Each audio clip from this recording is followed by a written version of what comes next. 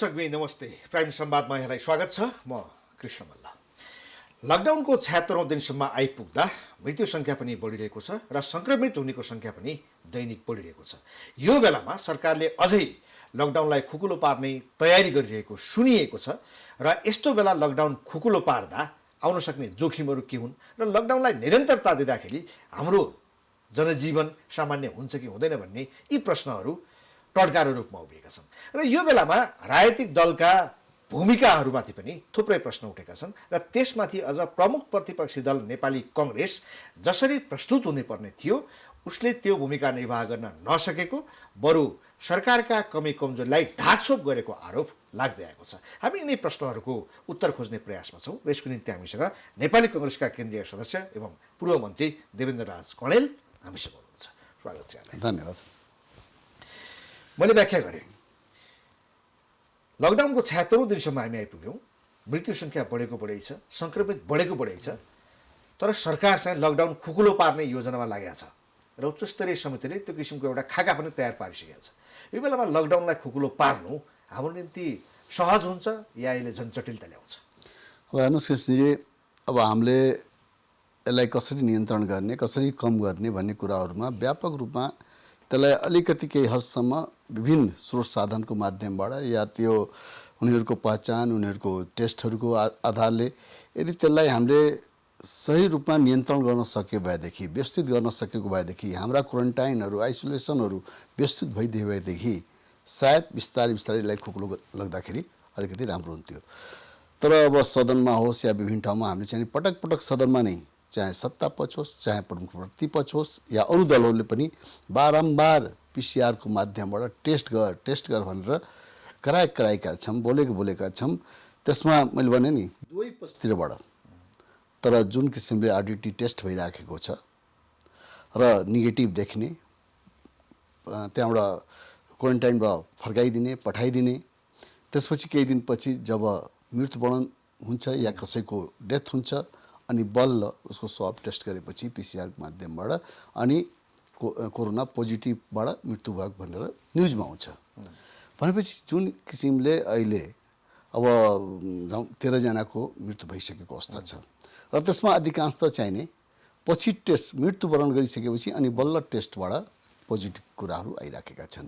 त्यसैले गर्दाखेरि यो दुर्भाग्य हो भने हामी खर्च गरेका छौँ, झन्डै 10 अरबका कुराहरू उठिसके, खर्च भइसकेको अवस्था छ र विश्वबाट नै अहिले चाहिने जुन किसिमको आरडिटी टेस्टहरूलाई विस्थापित गरिँदैछ र त्यसले कन्फ्युजन क्रिएट गरेर झन् त्यसमा क्वारेन्टाइनमा रहेका या विभिन्न ठाउँमा आरडिटी टेस्ट गरेकोले चाहिने नेगेटिभ देखाउने बित्तिकै उसलाई घर जान दिने या विभिन्न किसिमले त्यो उसको निगरानी हुन नसक्दाखेरि व्यापक रूपमा त्यो सङ्क्रमण बढाउने एउटा त्यो क्यारियरको रूपमा आरडिटी टेस्टले गर्दाखेरि भइराखेको अवस्था छ। विश्वमा अन्यत्र ठाउँमा सबै ठाउँ विस्थापित हुँदै गर्दाखेरि हामी कहाँ बारम्बार त्यसको विरोध गर्दाखेरि पनि त्यही टेस्टलाई बारम्बार ल्याउनु र टेस्ट गर्नु, त्यहाँ पनि अब हामीले चाहिँ नि शङ्काको दृष्टिले हेर्नुपर्ने स्थिति आइराखेको छ र धेरै ल्याबहरूमा किटहरूको अभावमा टेस्टहरू हुन सकिराखेको छैन। जुन रेसियोमा अहिले आएर बिचमा अलिकति मात्रा बढ्दै गयो, त्यही किसिमले कोरोना पोजिटिभहरू पनि देखिँदै गइराखेका छन् र व्यापक एक त खुला सिमानाहरू र जुन किसिमले भारतमा अहिले लकडाउनलाई खुकुलो गरियो, त्यहाँका सवारी साधनहरू चल्न लागिसकेपछि अब लाखको सङ्ख्यामा यहाँ नेपालीहरू आइसके। अब हामी अन्तमुलुकबाट पनि ल्याउँदैछौँ। हिजोको दिनमा हामीले पनि कुनै पनि नेपालीहरू जो विदेशमा छन्, आफ्नो मातृभूमिमा आउनु खोज्छन् भने, नेपालमा आउनु खोज्छन् भने उसको आफ्नो नैसर्गिक अधिकार हो, ऊ आउनु पाउनुपर्छ। अब त्यो आउने काम भइराखेको छ, तर त्यसको पनि व्यापक रूपमा क्वारेन्टाइनमा राखेर टेस्ट गरेर त्यही किसिमले अघि बढ्यो भने त्यो अलि एउटा यो समस्या चाहिँ कहाँ भएको रहेछ कि? किनभने हामीले लकडाउनको अवधि पनि अब करिब हामी 3 महिनातर्फ पुग्न थालिसक्यौँ। समय प्रशस्त सरकारले पाएको हो होइन। नेपालमा आउनुभन्दा अगाडि अन्य देशमा थियो, त्यो बेला पनि पूर्व तयारी गर्ने अवसर पाएको हो। जनताले भरपूर साथ दिएका हुन्, राजनीतिक दलहरूले साथ दिएका हुन्। अब पैसा नपुग्ने हो भने 10 अर्ब खर्च भएको आँकडा उहाँहरूले ल्याइसक्नुभयो। सबै ठाउँबाट सहयोग साथ रहेको छ, तै पनि नियन्त्रण नहुनुको मुख्य कारण चाहिँ के हो? अब हेर्नुहोस्, अब कतिपय कुराहरू पारदर्शी नहुँदाखेरि र किन अलिकति ढाकछोप गर्न खोज्ने, प्रमुख प्रतिपक्षलाई पनि विश्वासमा लिन नसक्ने, या यस किसिमको राष्ट्रिय जुन एउटा समस्या छ, यस किसिमको जुन महामारी छ, विश्वभरि नै यसले यो व्यापक भइसकेको अवस्थामा कमसेकम एउटा राष्ट्रिय सहमति अनुसार राष्ट्रिय दलहरूलाई, राजनीतिक दलहरूलाई एउटा विश्वासमा लिएर पारदर्शी किसिमले अघि बढ्नु पर्ने हो। प्रधानमन्त्रीलाई छेकेको तर केले, किनभने 74 दिनपछि उहाँले विज्ञहरूलाई बोलाएर परामर्श गर्नुभएको छ। 74 दिनपछि, त्योभन्दा अगाडि उहाँहरू एकल रूपमा हिँड्नु भएको छ। अब हेर्नु, सुरुमा नै मैले भने नि, अब यो चाहिने जुन किसिमले अलिकति पारदर्शी रूपमा अगाडि नल्याउँदाखेरि र विगतमा सुरुमा जब यो कोरोनाको लक्षणहरू देख्न थाल्यो, त्यो बेला चाहिँ नि जब त्यो लक्षण देखिसकेपछि जुन सुरुवातमै नै एउटा त्यसलाई नियन्त्रण गरेर या त्यही किसिमले चाहिँ नि प्रभावकारी रूपमा लकडाउनलाई अघि बढाएको भएदेखि सायद त्यो अवस्था हुन थियो। तर त्यो मेडिसिनहरू या किटहरूलाई खरिद गर्ने जसरी एउटा ओम्नी ग्रुपलाई दियो, त्योभन्दा अगाडि त टेन्डर गरिएको थियो नि। टेन्डर गरेर प्रक्रिया पुरा गरिसकेपछि प्रतिस्पर्धाको आधारमा अरू त्यो सप्लायरहरूले सप्लाई गर्न तयार थिए। तर एक्कासी त्यसलाई चाहिँ नि क्लोज गरेर र ठाडो आदेशको आधारमा ती किटहरू मगाइयो। हामी प्रमुख प्रतिपक्षले बोल्नै परेन, स्वयं स्वास्थ्य मन्त्रालयबाट नै त्यहाँ चाहिँ नि बोल्ने क्रममा कम असलको भयो, यसले सप्लाई पुरा गर्न सकेन, 10% मात्रै त्यो मेडिकल ट्रिटमेन्ट सामग्रीहरू आए र कम असल भएको हुनाले कालो सूचीमा राख्ने भनेर स्वयं आफैले डिक्लेयर गर्यो। र त्यसमा ठुलो रकमको हिनामिना र भ्रष्टाचारका कुराहरू सार्वजनिक भएका छन्, छानबिनको क्रममा छ। भनेपछि यी सब ढाकछोप गर्दै अहिले आएर सेनालाई दिए र सेनालाई दिने जब निर्णय गरे, एउटा फास्ट ट्र्याकबाट चाँडै होला भन्दाखेरि त्यसलाई पनि त महिनौ दिन लाग्यो नि प्रक्रिया पुरा गर्नलाई। र त्यसै गर्दाखेरि यहाँ चाहिँ नि कसैले यसलाई एउटा अवसरको रूपमा लिइराखेका छन्, लकडाउनलाई या यो महामारीलाई अवसरको रूपमा प्रयोग गरे। यो महामारी तिगडमबाजी गर्दा गर्दै ढिला भयो। त्यसका यो महामारीलाई एउटा अवसर रूपमा लिएका छन् र यही मौका हो, यो अवसर हो। र महामारीमा नियम कानुनका पाना पनि पल्टाइन्न र जे गरे पनि सबै पास हुन्छ भन्ने हिसाबमा। र त्यसैको अहिले अवस्था के हो भने अहिले हाम्रा स्वास्थ्यकर्मीहरू या सुरक्षा निकायहरू उच्च जोखिमका साथ अघि बढिरहेको अवस्थामा उनीहरूलाई जुन किसिमले एउटा सपोर्ट गर्नुपर्ने हो, जुन किसिमका स्रोत साधनहरू दिनुपर्ने हो, त्यतापट्टि हामी पछि परेका छौँ, त्यो दिन सकिराखेका छैनौँ। त्यस कारण चाहिँ यो व्यापक यसमा छुवावट भएको छ। यसमा हामीले अब हेर्नुपर्ने अवस्था छ। अहिले सरकारले 10 अरबको खर्चको सार्वजनिक गरिसकेछ। गाउँपालिका नगरपालिकाले 10 अर्ब भन्यो, तर केमा खर्च भयो शीर्षकहरू चाहिँ छैन, आउनु पर्यो। त्यसमा अहिले त गाउँपालिका नगरपालिकाहरूले आफ्नै स्रोत साधनबाट ती क्वारेन्टाइनहरू चलाइराखेका छन्। त्यहाँ बस्ने क्वारेन्टाइनमा जो आइराखेका छन् उनीहरूलाई कसम खुवाएर घर पठाइदिन्छ। अब यो के भने अब कुनै ठुलो एउटा लडाइँ युद्धमा आएर जितेपछि फेरि एउटा त्यही मात्र होइन, कसम खुवाएर फेरि प्रमाणपत्रहरू पनि दिएर पठाइएको छ। कसम खुवाइन्छ, के हो एउटा ड्रामा नाटक। र अहिले चाहिँ नि क्वारेन्टाइनहरूको अवस्था तपाईँले देख्नुभयो होला, कहीँ भैँसी बान्ने गोठहरूमा राखिएका छन्, कहीँ कुनै किसिमको व्यवस्था नै छैन। ती क्वारेन्टाइनमा बसेका व्यक्तिहरू स्वयं घरबाट मगाएर खानुपर्ने र विभिन्न अप्ठ्यारोले गर्दाखेरि कतिपय क्वारेन्टाइनमा महामारीको बेलामा त के पक्ष के विपक्ष, के सत्ता पक्ष के प्रतिपक्ष सबै मिलेर गर्नुपर्ने हो होइन? त्यो किसिमको माहौल किन बनेन त? मैले भने नि, सेना, पुलिस, काङ्ग्रेस, सरकार, पक्ष विपक्ष सबै धर्म सम्प्रदाय भन्ने चिज नै यो विषयमा यो बेलामा नआउनु पर्ने। अहिले हेर्नुहोस्, यो संयोग हाम्रो सौभाग्य हो, स्थानीय तहका निकायहरू छन्। आज त्यो स्थानीय निकायका तहहरू, गाउँपालिका नगरपालिकाहरू नभइदिएदेखि, जिल्ला समन्वय समितिहरू नभइदिएदेखि आज यो मुलुकको अवस्था के हुन्थ्यो? कसले कन्ट्रोल गर्न सक्थ्यो?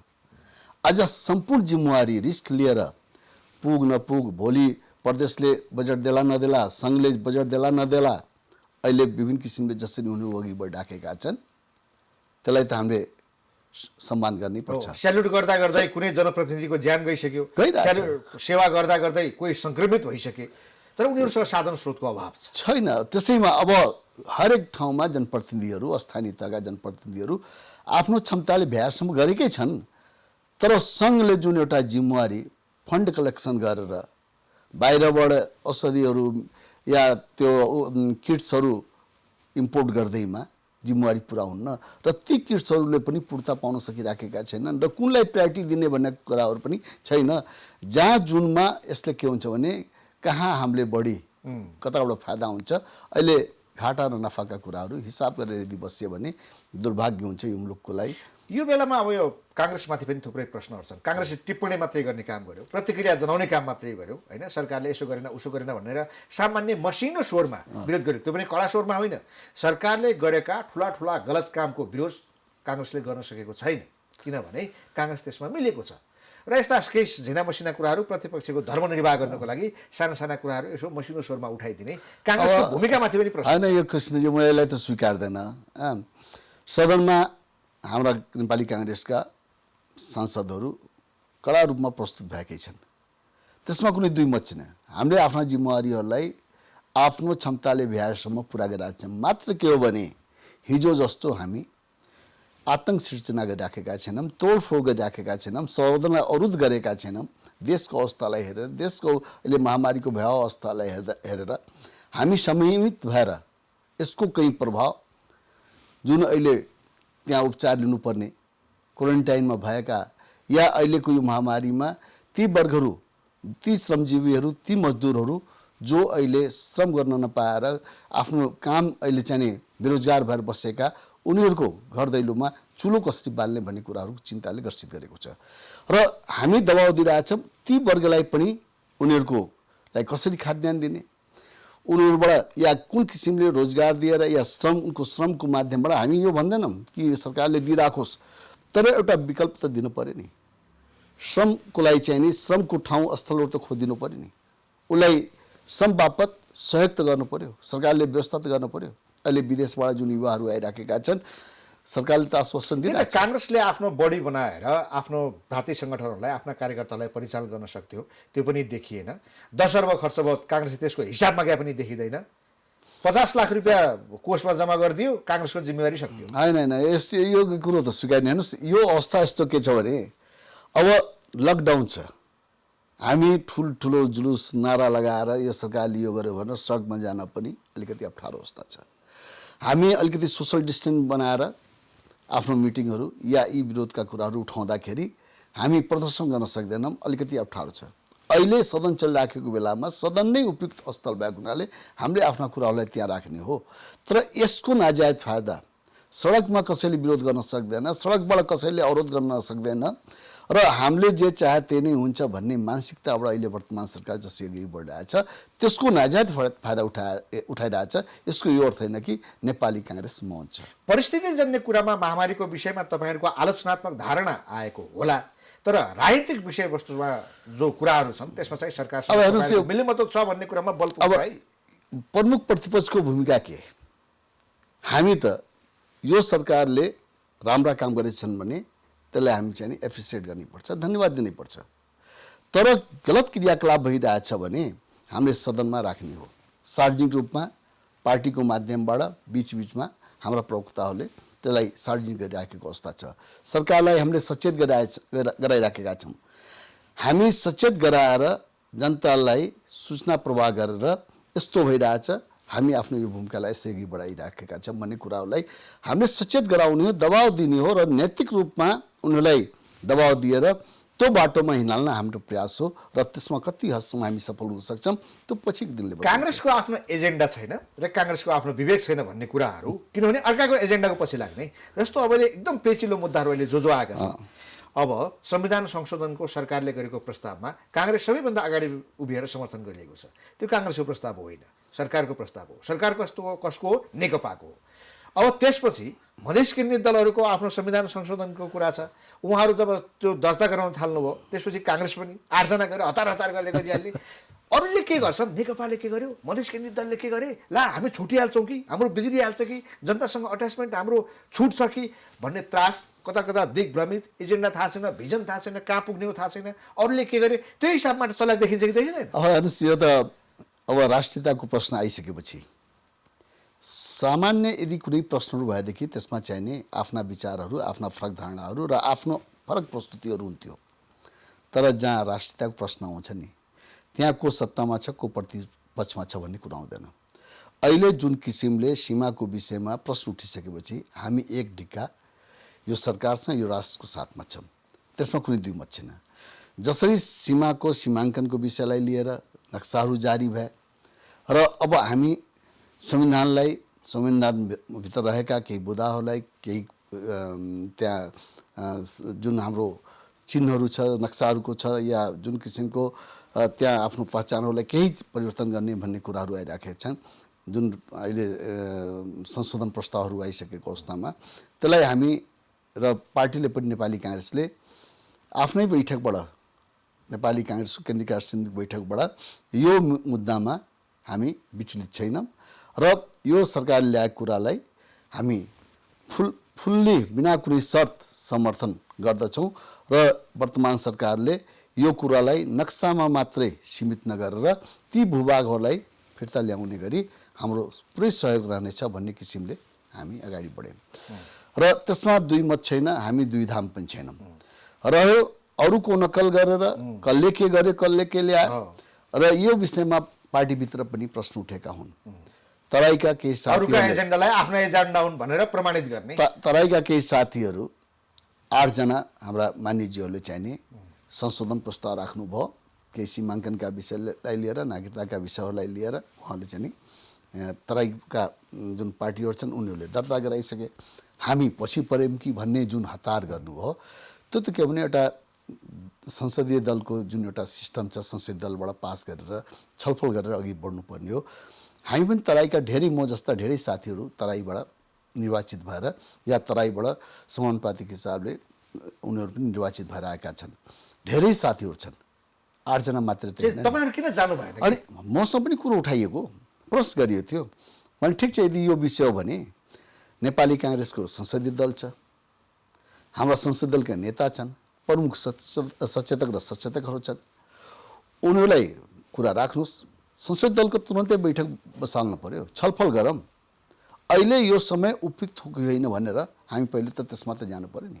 त्यसकारण यसमा मेरो चाहिँ नि सहमति छैन र यो दलभित्र दलको एउटा सिस्टममा एउटा चिन्ह लिएर राजनीतिक दलको हिसाबले हामी यहाँ निर्वाचित भएर आइसकेपछि संसदीय दलको निर्णय हामी विरोध होला, त्यहाँ फरक मत होला, दलभित्र पनि हाम्रा नेतासँग हाम्रा कुराहरू बाजिएला। तर्फबाट 8 जना सांसदहरूले जो संविधान संशोधन प्रस्ताव दर्ता गरेका छन् त्यसमा तपाईको असहमति हो। त्यसका फरक हाम्रो विचार भए तापनि अन्तिममा दलले जे निर्णय गर्छ त्यसलाई हामीले मान्नु पर्छ। तपाईले असहमति किन जनाउनु भयो? मैले भने ती कुराहरूसँग हाम्रो विमत छैन, तर उपयुक्त समय हो कि होइन। अहिले हामी बिना कुनै शर्त सीमाको विषयमा नेपाली काङ्ग्रेसले अहिले वर्तमान सरकारले ल्याएको संशोधन प्रस्तावलाई समर्थन गरिसकेको अवस्थामा यो विषयलाई भोलि पनि त ल्याउन सकिन्थ्यो नि। अरूको नकल त्यसको कन्टेन्टमा तपाईको असहमति छैन, छैन, समयका हिसाबमा समयको अहिले उपयुक्त भएन र पार्टीमा छलफल भएन। पार्टीभित्र छलफल नभइकन हामी त्यहाँ जुन आयो 8 जना मात्रै होइन, हामी त धेरै छौँ नि तराईबाट। र तराईको पनि कुरा हुन्न, यी प्रश्नहरूमा त हिमाल पहाडका तराईबाट निर्वाचित भएका या नमिनेट भएका सबै साथीहरूले त साथ दिन्छन् यसमा। तर सबैले सबैले सोध्नु भयो होला नि, उहाँले के भन्नु भएन? उहाँको अनुमति बिना पक्कै दर्ता गरिदिएन। मेरो त अस्ति मात्रै कुरा भएको थियो, त्यही हाम्रो सदनको बाहिर हामी हलमा बस्दाखेरि त्यहाँ पनि हामी यो विषयमा मोटामोटी छलफल गरेका थियौँ, कुरा भएको थियो। उहाँले प्रष्ट रूपमा भन्नुभयो यो विषयमा अहिले चाहिँ नि हाम्रो जुन यो सरकारलाई हामीले संशोधन प्रस्तावलाई समर्थन गरेर भनिसकेका छौँ, त्यो बाहेक अरू केही विकल्प छैन। त्यसकोमा कुनै अरू शर्त राखेर हामी यसलाई बार्गेनिङ गर्ने पनि होइन। त्यस कारण हाम्रो चाहिँ अहिले यो संशोधन प्रस्तावलाई पास गरिदिए हो, त्यसमा कुनै द्विमत छैन। र यो विषयमा फेरि हामी संसद दलको बैठक बोलाएर छलफल गरौँ, यसमा हतार्नुपर्ने केही छैन। त्यो विषय हाम्रो के भने संसद दलमा प्रमुख सचेतक त्यही हुनुहुन्थ्यो, बालकृष्णहरू छ, उहाँसँग कुरा भयो हो यसमा चाहिँ नि उहाँले चाहिँ नि ल ठिक छ यसमा हेर्नुहोस् के छ ल्याउनुहोस्, छलफल गरेर अनि साथीहरूलाई बोलाउँला, संसद दलको बैठक राखौँला, अनि त्यसपछि के गर्ने हो त्यहीँबाट निर्णय हुन्छ। व्यक्तिगत एउटा निर्णय गर्ने कुरा हुन्न, यस्ता मुद्दाहरूलाई त सामूहिक निर्णय हुनु पर्यो नि। उहाँले पनि भन्नुभयो, भनेपछि यो प्रस्तावले काङ्ग्रेसमा विवाद उत्पन्न भयो। उहाँले भन्नुभन्दा अगाडि हाम्रा साथीहरू अलि बढी क्रान्तिकारी भयो कि हामी त क्रान्ति नै जानेनौँ, उहाँहरू बढी क्रान्तिकारी भएर पहिलो गरेर दर्ता गर्नुभयो। यो काङ्ग्रेसमा भाँडभैलो मच्चिनु होइन, भाँडभैलो होइन, यो त एउटा भनौँ न प्राविधिक एउटा त्रुटि हुन गयो। उहाँहरू पनि यहाँ मैले भाँडमैलो भन्ने शब्द किन प्रयोग गरेको भने एकातर्फ तपाईँको केही न केही रूपमा असन्तुष्टि देखियो। तपाईँको भन्नुको अर्थ काङ्ग्रेसमा थुप्रेको यो भावना समय सापेक्ष भएन मात्रै हो, त्यसमा असन्तुष्ट भएन। पार्टीमा छलफल भएन, समय सापेक्ष भएन, भएन। अहिले ल्याउनु पर्थेन। संशोधन दर्ता गराउने मध्येकै एक दुईजना नेताहरू खुलेआम काङ्ग्रेसको विरोध गरिरहेका छन्, काङ्ग्रेस सभापतिको विरोध गरिरहेका छन्। उहाँहरू सांसद हुनुहुन्छ, जितेर आउनु भएको छ र उहाँहरूले पार्टीलाई यो काङ्ग्रेस भन्ने पार्टी रहेन, अब यो नेकपाको बी पार्टी भयो। प्रधानमन्त्री ओली र सभापति देउबा मिलेर अगाडि बढ्नु भएको छ। बजेट विनियोजन गर्दाखेरि पनि देउबालाई केन्द्रित गरेर गरिएको छ। काङ्ग्रेसलाई फाइदा पुग्ने किसिमले होइन, सभापतिलाई फाइदा पुग्ने किसिमले ओलीले चारो हालेका छन्। यो किसिमको कुराहरू उहाँहरूले खुलेआम सञ्चार माध्यममा बाहिर यताउता सर्वत्र भनिसकेपछि एकातर्फ त्यो किसिमको असन्तुष्टि देखिनु, अर्कोतर्फ यता तपाईँबाट पनि अलि असन्तुष्टिका केही भावनाहरू आउनु भनेको काङ्ग्रेसमा भाँडमैलो मचेको प्रमाण हो। त्यो असन्तुष्टि होइन, मैले त भनिसकेँ नि, समय सापेक्ष भएन, त्यसलाई छलफल गरेर लगाउनु पर्ने हो, छलफल भएन र त्यो छलफल भनौँ दल या पार्टीलाई त दोष दिने कुरो आएन नि। त्यो त 8 जना व्यक्ति जो हाम्रा मान्यजीहरू हुन्छ उहाँहरूले जुन दर्ता गर्नुभयो त्यसमा पनि सबैले काङ्ग्रेसभित्रको टकरावको उपज होइन। त्यो 8 जना पनि हेर्नुहोस् केही त इनोसेन्ट छन्। अब यो हुँदैछ, पार्टीले हिजो पनि छलफल गरेको, पहिले धेरै अगाडि चाहिँ यो कुरो उठेको थियो, ल यसमा सबैको सहमति छ, साइन गरिदिनुहोस्, आँखा चिन्नु साइन गरिदिनु भयो। गरिसकेपछि दर्ता भइसकेपछि यो त हामीलाई थाहै भएन यस्तो रहेछ भनेर कतिजना त्यस्ता छन्। अब जो इनोसेन्ट छन्, जसलाई एउटा साधारण कसैले हामी के हुन्छन् कुनै प्रस्ताव ल्याए ल या साइन गरिदिनुहोस् भने ल भइहाल्छ, त्यो साधारण कुमारले घुमाइदिए क्या हो। अब मैले नाम लिन्न, तर केहीका नेचर के छ भने पार्टीभन्दा पनि माथि उठेर आफ्नै व्यक्तिगत हितको लागि र कसलाई यसले हित पुर्याउँछ कसको लागि बोल्ने जुन एउटा कसैको नेचर स्वभाव नै भइसकेको छ। अब त्यसलाई मैले के भनौँ, भोलिको दिनमा पार्टीको बैठकमा जनता समाजवादी पार्टीले आफ्नो संशोधन प्रस्ताव दर्ता गराइसकेपछि हिजोका दिनमा काङ्ग्रेसले त त्यो प्रस्ताव संसदमा लगेकै हो नि पारित गर्नको निम्ति। यो कुनै नयाँ प्रस्ताव हो, त्यो त नयाँ प्रस्ताव होइन। त्यसकारण उनीहरूको भावनालाई पनि हामी समेट्छौँ भनेर जो प्रस्ताव ल्याइयो यसलाई यो रूपमा हेर्दाखेरि त प्रशंसनीय नै देखिन्छ नि। होइन, त्यो मैले भने नि, अब त्यो प्रशंसनीय भनेको के 8 जनाबाट नै यो पारित हुन्छ या 8 जनाले विरोध गर्दैमा या संशोधन प्रस्ताव राख्दैमा सबै समेटिन्छ। त्यसकारण चाहिँ नि हिजो पार्टीले मधेसी दलहरूसँग कुरा गर्दाखेरि, तराईका राजनीतिक दलहरूसँग कुरा गर्दाखेरि उनको यो विषयमा सहमति जनाएकै हो, त्यसमा कुनै दुईमत छैन। हामी यो विषयमा भोलि पनि आउन सक्छौँ, सदनभित्र प्रस्तुत गर्न सक्छौँ। यो अन्तिम यो बैठक मात्रै होइन, अहिले राष्ट्रिय मुद्दाहरू चलिराखेको बेलामा अहिले यसलाई प्रस्तुत गर्ने नगर्ने भन्ने मात्रै प्रश्न हो। त्यसकारण मैले भने केही हाम्रा केही महत्त्वाकांक्षी साथीहरू हुनुहुन्छ, मान्यजीहरू, जो अलि बढी अगाडि जसरी गइराख्नु भएको छ। कहीँ कतै काङ्ग्रेसको यो प्रस्ताव मधेस केन्द्रित दलहरूको प्रस्तावसँगै सरकारले ल्याएको प्रस्तावलाई दुहाउन, ढिलो गर्न, विलम्ब गर्न, बाधा सिर्जना गर्न त होइन। हेर्नुहोस् सर, यो त यसमा ढिलो विलम्ब भन्ने कुराहरू अब सत्ताले जान्ने कुरो हो र यो मधेसी दलले ल्याएको विधेयकको सम्बन्धमा, संशोधन विधेयकको सम्बन्धमा या यो अहिले जुन संविधान सम्बन्धी जुन संशोधन प्रस्ताव 8 जना ल्याए यसले कुनै किसिमको अवरोध खडा गर्दैन, किनभने हामी 2/3 पास गर्ने हो। नेपाली काङ्ग्रेसका यी 8 जना साथीहरू पनि यो विषयमा एक छन्। यो संविधानको संशोधन प्रस्ताव कुनै पनि किसिमले असफल हुँदैन, किनभने नेकपा र नेपाली काङ्ग्रेसको समर्थन हुने बित्तिकै यो विधेयक पास हुनमा कुनै दुईमतै छैन। त्यसकारण चाहिँ नि यसैलाई आधार बनाएर, बहाना बनाएर अब यो सरकार भाग्न खोज्छ या यो संविधानको संशोधन प्रस्तावलाई पारित गराउन चाहन्न भने यसको अब्जस यही सरकारले बोक्नुपर्छ। त्यसमा हामीलाई के विश्वास छ भने जुन जोस खरोसको साथ, जुन किसिमले सदनमा हाम्रा सम्मानी प्रधानमन्त्रीले कुरा उठाउनु भयो, यो सत्यमे जयते होइन सिंहमे जयतेका कुराहरू उठाउनु भयो, त्यही मात्र होइन कोरोनाको उदाहरण दिँदै विदेशको कोरोनाभन्दा भारतबाट आएको कोरोनाहरू जुन एउटा राजनीतिक व्यक्तिले र एउटा देशको प्रमुखले, कारखानी प्रमुखले यस किसिमको प्रश्न उठाउँदाखेरि उनको माथि पनि प्रश्न लागेको अवस्था छ। हाम्रो राजनीतिक जुन एउटा कूटनीतिक जुन एउटा एकअर्का देशसँग जसरी हामी वार्ता या कुरा गर्ने हो या सम्बोधन गर्ने हो, यो पहिलेको विगतमा ठट्टा पाराले बोले झैँ अन्तर्राष्ट्रिय क्षेत्रलाई पनि त्यसरी यदि हामी इङ्गित गर्दै गयो भने हाम्रो सम्बन्ध फेरि कहाँ पुग्ला? अन्तर्राष्ट्रिय सम्बन्धमा यसको असर त्यो सोच्ने विषय छ। सोच्ने साथसाथै विषय छ। के छ भने भर्खरै सरकारले बजेट पनि ल्याएको छ। मैले अलिकति सन्दर्भ यता पनि तपाईँलाई ल्याउन खोजेँ। अहिले मन्त्रालयगत विनियोजन विधेयकमाथि छलफलहरू चलिरहेको छ र यो बजेट आउँदै गर्दा अर्थमन्त्रीजीको अलिकति चलखेल भयो कि भन्ने प्रश्नहरू टड्कारा रूपमा उभिएका छन्।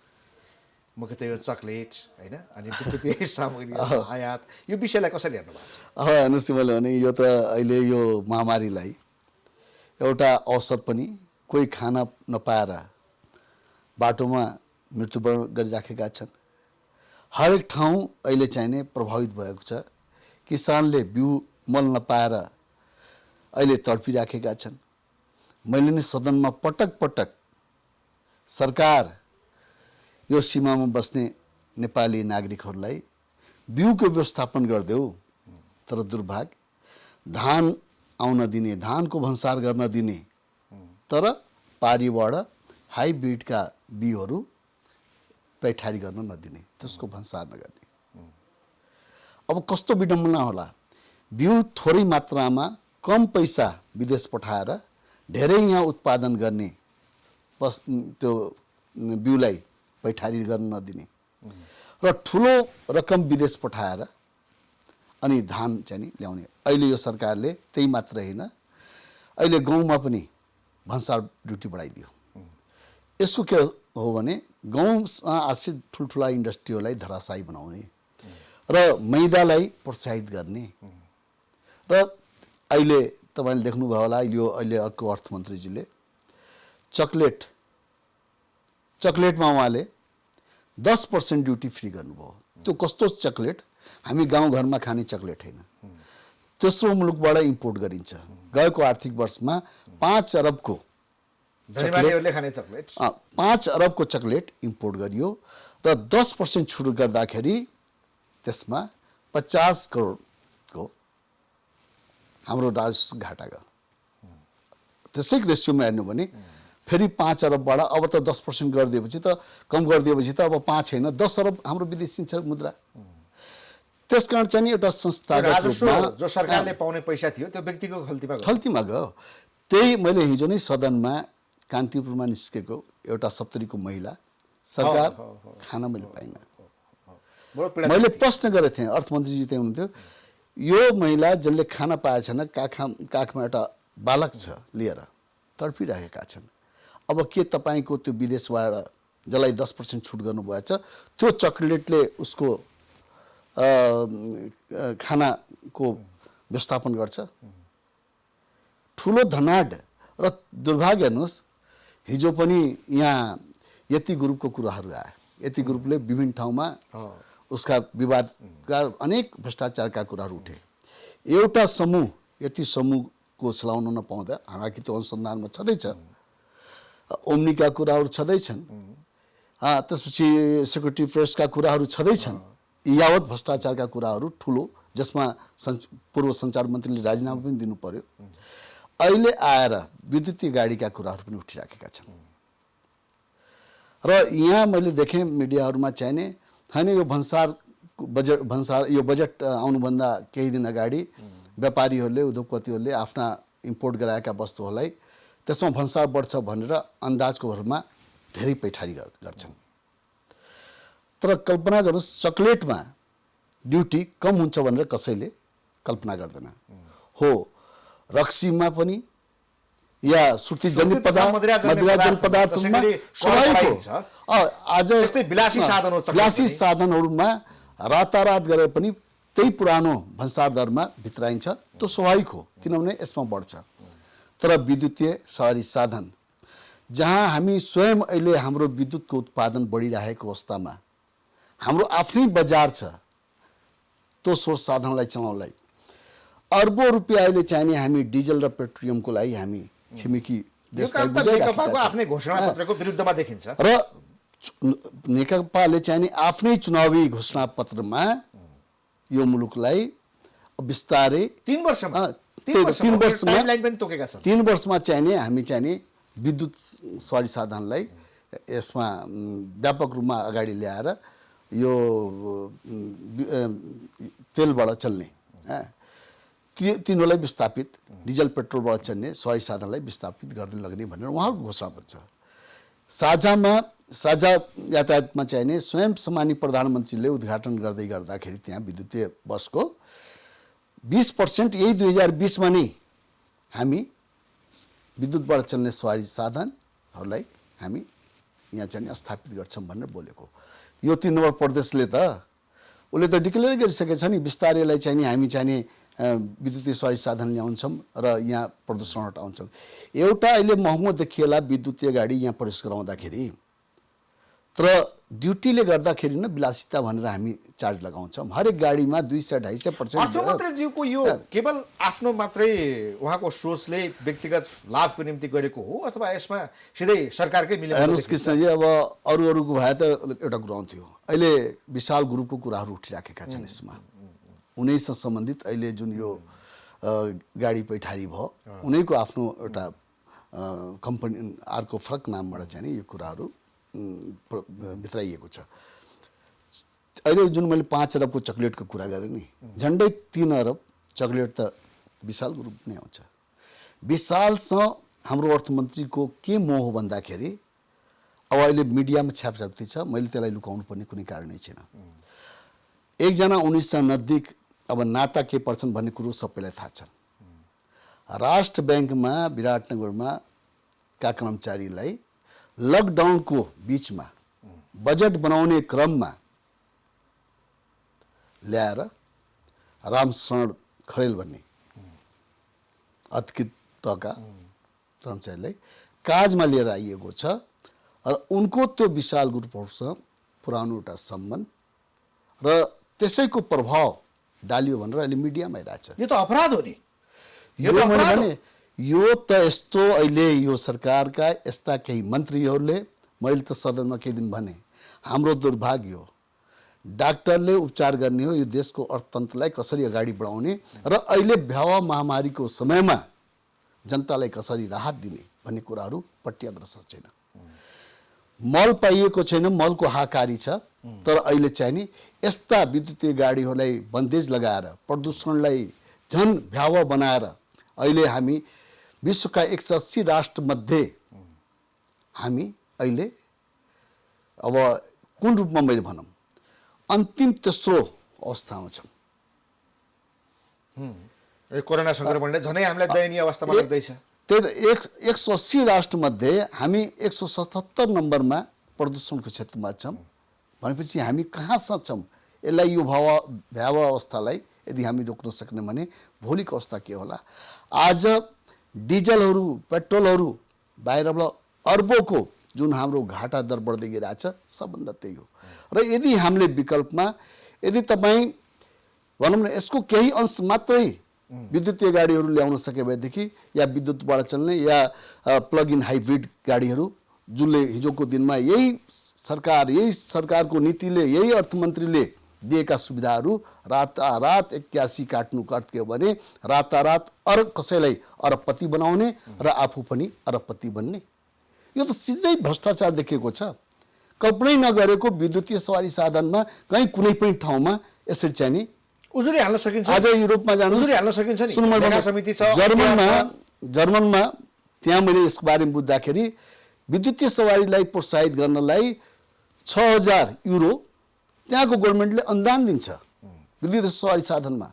अमेरिकामा यो पेट्रोलियम पदार्थले चल्ने गाडीमा त्यहाँ त्यसको भाउ बढाइन्छ।